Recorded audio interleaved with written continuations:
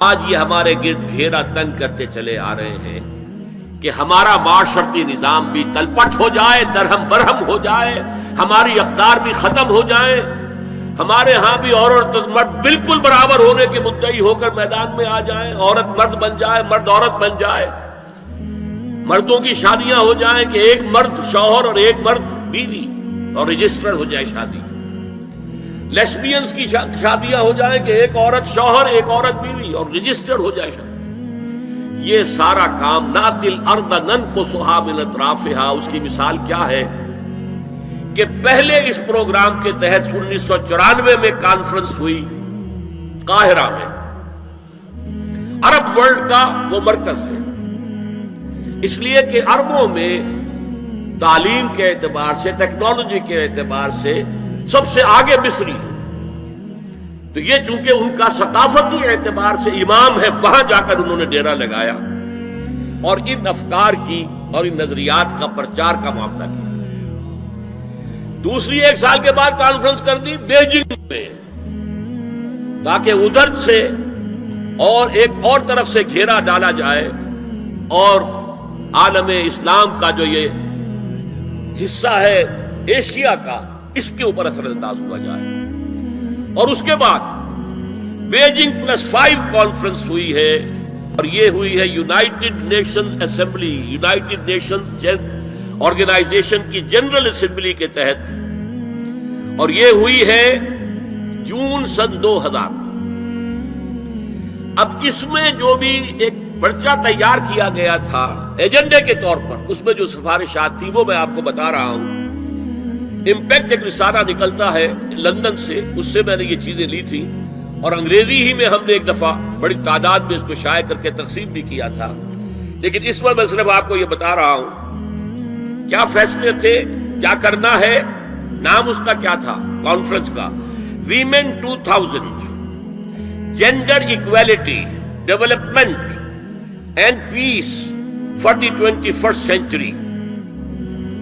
Preparatory document میں number 1 homo sexuality کو normal sexual orientation قرار دیا جائے، کوئی جرم نہیں ہے، مرد مرد سے شہوت رانی کرے، عمل قوم لوط، یہ کوئی جرم نہیں، کوئی حرام نہیں، کوئی بری شے نہیں، نارمل اورینٹیشن ہے، یہ مزاج ہے۔ ایک شخص جو ہے عورت سے اپنی خواہش پوری کرنا چاہتا ہے، ایک مرد سے کرنا چاہتا ہے، تمہیں کیا اعتراض ہے؟ ہومو سیکسول میرجز کو تسلیم کیا جائے، جو اب تسلیم ہو رہا ہے۔ یورپ کی کئی ریاستوں میں رجسٹریشن شروع ہو چکی ہے، امریکہ کی، یورپ میں تو پہلے سے ہے، اسکینڈینیوین ملکوں میں پہلے سے موجود ہے۔ نمبر 3 عورتیں گھر کا کام کاج کرنے سے انکار کر دیں یا اس پر ویج طلب کریں، مزدوری دو میں، محنت دو تب ہم کام کریں، یہ چولہا جھونکنا، یہ روٹی پکانا، برتن دھونا، یہ اس کے لیے ہمیں اجرت چاہیے، لیبر۔ نمبر 4 عورتیں حمل اور وضع حمل کی جو تکلیف برداشت کریں، اس پر بھی شوہر سے اجرت لیں۔ نمبر 5 اگر کسی وقت کسی عورت کی طبیعت آمادہ نہ ہو ہم بستری کے لیے اور شوہر مجبور کرے، تو اسے میریٹل ریپ قرار دیا جائے، یہ زنا بالجبر ہوگا جس کی سزا دی گئی۔ شوہر اور بیوی کا معاملہ ہے، وہ بیوی کی طبیعت کسی وجہ سے آمادہ نہیں ہے اور شوہر انسسٹ کر رہا ہے، تو یہ میریٹل ریپ، شادی شدہ ریپ، شادی شدہ لوگوں کے مابین زنا بالجبر شمار ہوگا۔ نمبر 6 پروسٹیٹیوشن کو ایک باعزت پیشہ مانا جائے اور ان کو پروسٹیٹیوٹس نہ کہا جائے، بلکہ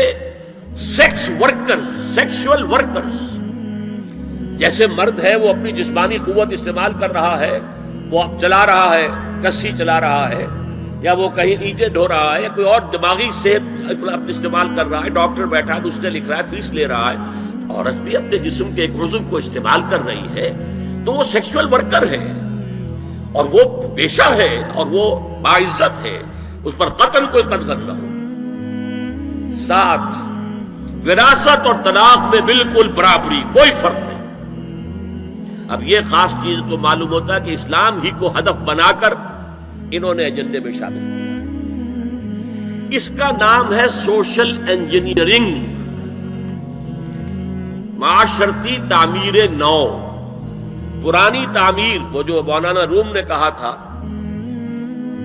کہ اگر کوئی پرانی عمارت ہے نئی بنانی ہے تو پہلے گرانی پڑے گی، اولا تعمیر را ویرا کنن، تو پہلی تعمیر گرائیں گے تو دوسری بنے گی۔ لہذا یہ سارا سٹرکچر جو ہے سوشل، یہ ختم کر کے یہ نئی سوشل انجینئرنگ ہے جو ہمیں کرنی ہے، اور اس کا سب سے بڑا ٹارگٹ عالم اسلام۔